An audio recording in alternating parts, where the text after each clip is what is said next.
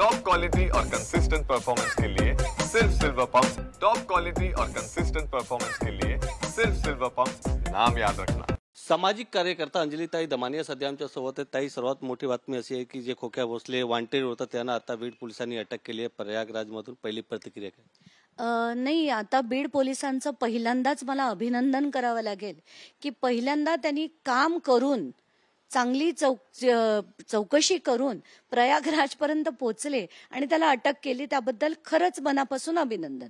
आणि हे पण का होत आहे, कारण तिथे आता जे SP आलेत ते चांगले आलेत म्हणून त्यांनी सगळ्यांना कामाला लावलंय।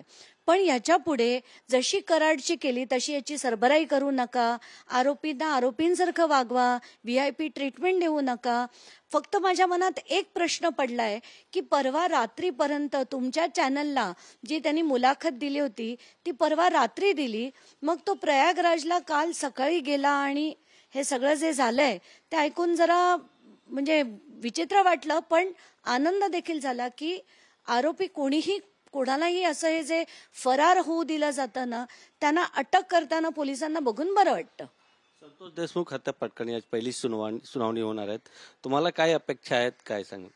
नाही, आत्ताच्या घटकेला खरंच काही माहित नाहीये आपल्याला, तर पूर्ण चार्जशीट देखील आजपर्यंत मिळाली नाहीये, कारण त्याच्यातला सगळ्यात महत्वाचा भाग आहे की कोणाच्या डायरेक्शन्सवरनं झालं, हे किती बघितलं गेलं कराडकडनं, मग कराडला कोणाच्या सांगण्यावरनं झालं होतं, हे आतापर्यंत याचा जो माहिती आहे जी चार्जशीटमध्ये कदाचित पूर्णपणे असेल ते आतापर्यंत आपल्याला मिळालेली नाहीये। तर आज मला वाटतं धनंजय देशमुखना ती कदाचित मिळाली तर त्याच्यावर अभ्यास करून मग पुढच्या हिअरिंगच्या आत आम्ही आमच्या मागण्या टाकूच। धनंजय देशमुख यांचे जे जवळचे लोक आहेत त्यांच्या पण मारहाणीच्या व्हिडिओ समोर येत आहेत, काय सांगणार? धनंजय देशमुख यांचे जे जवळचे लोक आहेत ते पण मारहाण करताना एक व्हिडिओ समोर येत आहेत। आता त्या व्हिडिओबद्दल मला खरंच कल्पना नाही, मी माहिती घेऊन लगेचच बोलेन। पंकजा मुंडे यांनी सांगितले आहेत की जे सर्व कॅमेरे घेऊन फिरणाऱ्या आमदारांनी धनंजय मुंडेची गुपचूप भेट घेतली आहे, ते का भेट घेतली याचा खुलासा झालीच पाहिजे। नाही, खरंच झाला पाहिजे, कारण दोनदा जे धस जाऊन धनंजय मुंडे यांना भेटले ते का भेटले अजून आतापर्यंत त्यांनी काहीच खुलासा केला नाही। आणि ज्या ते म्हणाल्या म्हणजे पंकजाताई जे म्हणाल्या ते करेक्ट आहे की ते जे रोज कॅमेरा घेऊन जाणारी माणसं होती ती अचानक गुप्त बैठक का घेतात याचा खुलासा त्यांनी करायला हवा। त्यांनी आपण सांगितलंय की जेव्हा धनंजय मुंडे पालकमंत्री होते तेव्हा धस आमदार होते आणि वाल्मिक कराड पण काम करत होते, तेव्हा धसने वाल्मिक कराड विरोधात का तक्रार केलं नाही? नाही, तक्रारच केली नाही, मला तर अशी माहिती आहे। आणि जे कराडची बायको म्हणाली ते करेक्ट आहे असं मला बीडच्या लोकांकडनं कळलंय की कराड आणि आपल्या यांचे धसांचे संबंध अतिशय चांगले होते, म्हणजे धस आणि कराड यांच्यात कधीच वैर नव्हतं, ते चांगले मित्र होते।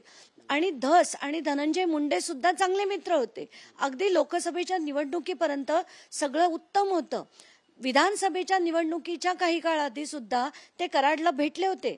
आणि फक्त वाद जो झाला, जे मी एकदा नाही अनेक वेळा म्हटलंय की जेव्हा कराड त्यांच्या हद्दीत शिरायला लागलेला, तिथे जाऊन त्यांचं काम जेव्हा सुरू झालं तेव्हा धस अस्वस्थ झाले आणि त्यांनी प्रतिकारात्मक म्हणून हे सगळं काढायला सुरुवात केली।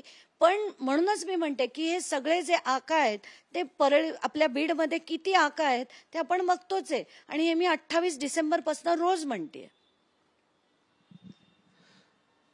कॅमेरामॅन मोहन दुबेचा गोविंद ठाकूर, TV9 मराठी, मुंबई।